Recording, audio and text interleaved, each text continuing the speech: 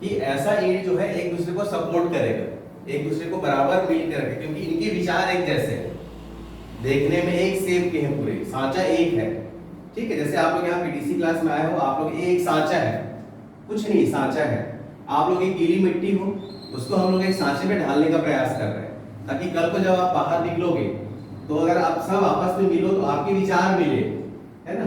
जैसे आपको देख के लगे, इन लोग बोले कि ये तो सुहानी दीदी है, तो लक्ष्मी दीदी है, मिल लेते हैं, बात कर लेते हैं। क्यों? क्योंकि विचार सेम है। और आप जिसको पसंद नहीं करते वो क्या होता है वहां पे, अरे इससे कौन बात करेगा, होता ही नहीं होता है। क्या करना अपने को, मतलब है, बहुत गाली गलौज करता है, उसका विचार ही ठीक नहीं है, ऐसा बोलते हैं जनरल लैंग्वेज में अपन लोग। क्यों ऐसा करते हैं? सांचा एक जैसा होना क्यों जरूरी है? अगर अलग अलग सांचा होगा तो कोई भी चीज का निर्माण सही नहीं होगा। अगर कहीं पे छोटा ईंट लगा है, कहीं पे बड़ा ईंट लगा है, तो वो दीवार मजबूत नहीं बनेगी, उबड़ खाबड़ बनेगी, और वो बिल्डिंग गिरने का डर रहेगा, वो बिल्डिंग परमानेंट नहीं टिक पाएगा। ठीक है ना।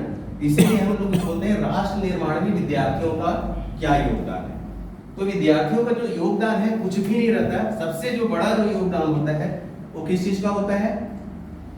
अनुशासन। सबसे जो पहली चीज है वह अनुशासन। अगर आपके अंदर अनुशासन नहीं है तो आप कितने भी बड़े डॉक्टर बन जाओ, कितने भी बड़े टीचर बन जाओ, कलेक्टर बन जाओ, कुछ भी काम करो, आप उस बिना अनुशासन के आपको वो चीज छोड़नी पड़ेगी। ठीक है, जैसे आपको ट्रेन से कहीं जाना है, ट्रेन का टाइम 8 बजे का है, तो आप स्टेशन कितने बजे पहुंच जाते हो? 7:30। तो आधा घंटा पहले।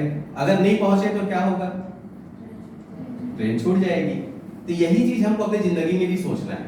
अगर स्कूल का टाइम 9 बजे है तो हमको वहां पे 5 मिनट पहले पहुंच जाना है। अगर हम किसी को टाइम दिए हैं कि मुझसे इतने बजे मिलना, तो वहां पे आप 5 मिनट पहले पहुंच जाइए। अगर ये आदत आप डाली, टाइमिंग, अनुशासन, तो अनुशासन सबसे पहले किसका अनुशासन हो गया? समय का अनुशासन। समय का अनुशासन सबसे जरूरी है विद्यार्थियों के जीवन में।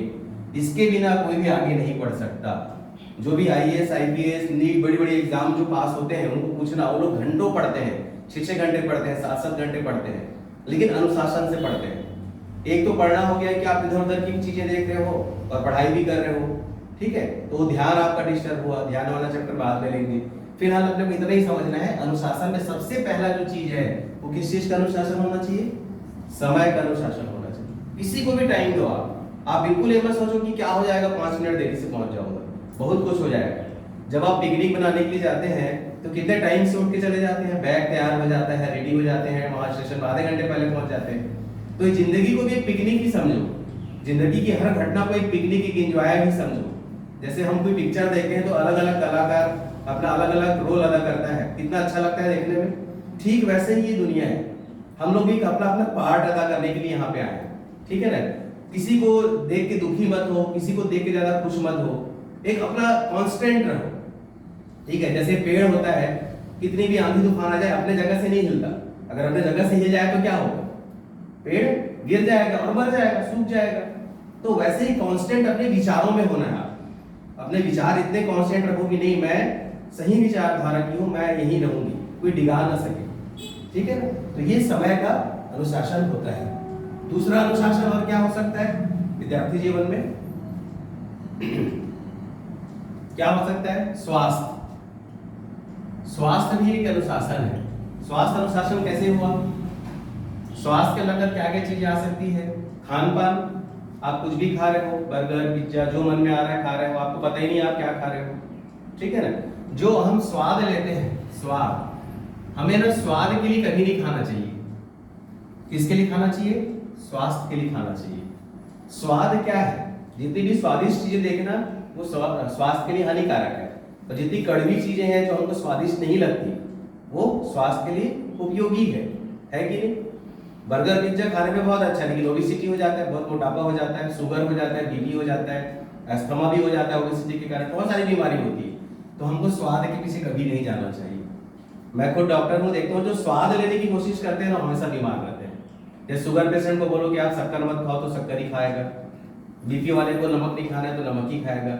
हिस्ट्री से ही पता चल जाता है। जो अगर व्यक्ति, अगर आप अपना हेल्थ खुद देख सकते हो, अगर आपका इंटेंशन मीठे की तरफ जा रहा है, मतलब आप शुगर की तरफ जा रहे हो, ये मान के चलो कि आने वाले टाइम में तो आना ही आना है। अगर आपका इंटेंशन नमक की तरफ जा रहा है तो ये मान के चलना कि आपको क्या होने वाला है, बीपी का प्रॉब्लम होने वाला है। अगर आपका इंटेंशन ठंडी चीज, खट्टी चीज इसकी तरफ जा रहा है, एकदम कोल्ड ड्रिंक मतलब फ्रिज से पानी निकाले पी लिए, मतलब आप एस्थमा की तरफ जा रहे हो। बिल्कुल प्रकृति अपना हिसाब किताब एकदम क्लियर रखी, उसमें कोई दो रास्ते नहीं है। ठीक है, कहने का मतलब क्या है कि हमको स्वाद के पीछे नहीं भागना है। किसके पीछे भागना है, स्वास्थ्य के पीछे भागना है। विद्यार्थी जीवन में और एक चीज क्या होती है,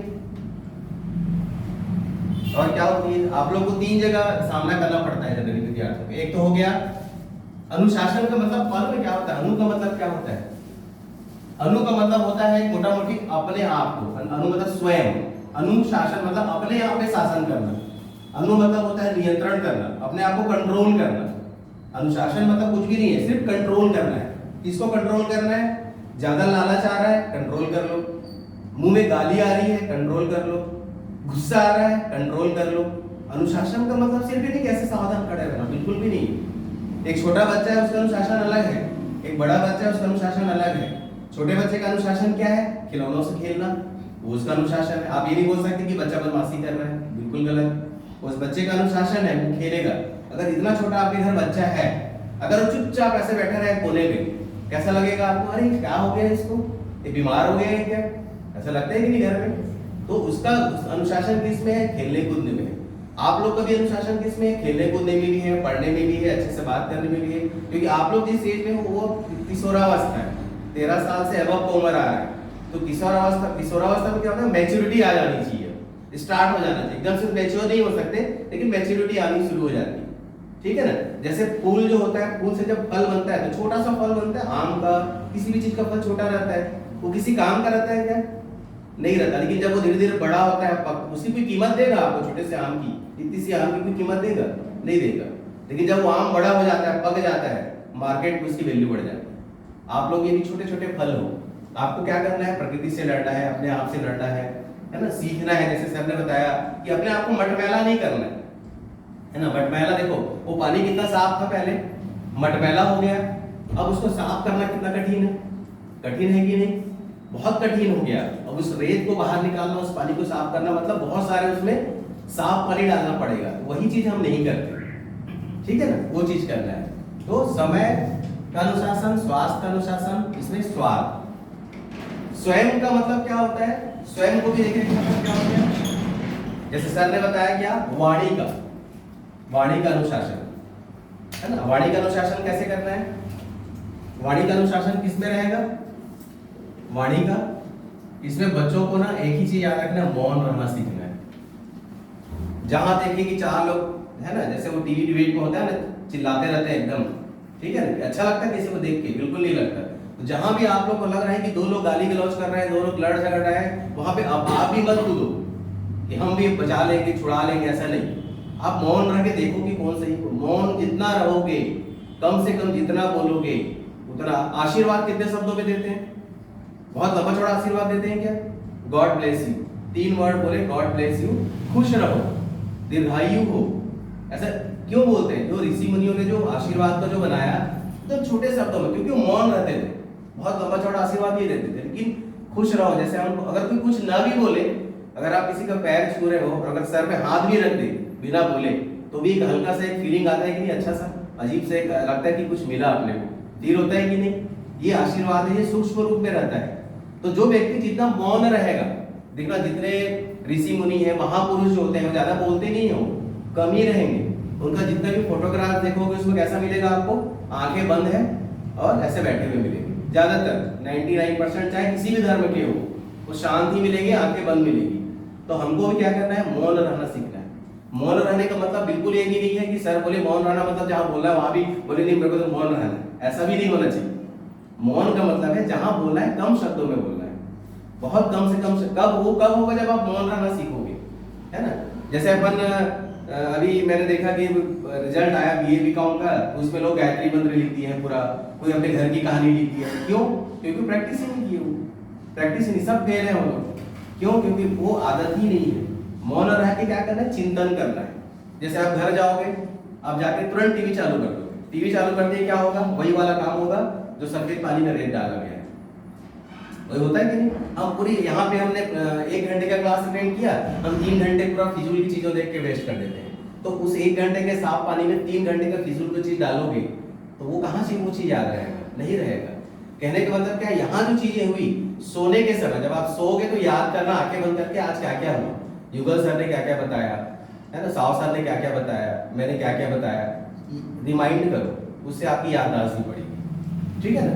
तो ये आज ज्यादा नहीं करूंगा, है ना, कम से कम अपन पढ़ेंगे, थोड़ा थोड़ा पढ़ेंगे, जानेंगे और उसको उतारेंगे। अब जो क्लासेस शुरू होगी उसमें क्या होगा, सुनना है यहाँ से, यहाँ से निकालने वाला बिल्कुल भी नहीं। अब क्या करना है आपको, उसको जीवन में उतारना है। जैसे लगेगा कि ज्यादा बोलना तो यार अपने मौन रखना, मौन रहना। अब मौन रह के देखो तो एनर्जी लेवल बढ़ेगा आपका, है ना। आप कंटिन्यू बोलते रहोगे ना थक जाओ। लेकिन आपके जितने भी फ्रेंड जो ज्यादा चिल्लाते हैं या जो टीचर फिजूल की डांट वाट एकदम गुस्से वाली टीचर होगी ना, उसका एनर्जी लेवल कम होगा।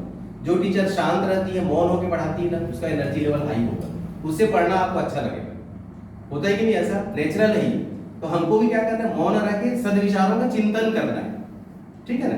तो आज इतना ही। क्या क्या जाने यार, समय, अनुशासन में स्वास्थ्य और वाणी, यानी मौन रहना, 3 चीज बहुत इंपॉर्टेंट है। ठीक है। अब नेक्स्ट क्लास के लिए डॉक्टर साहब को मैं आमंत्रित करता हूँ, तो आया अपना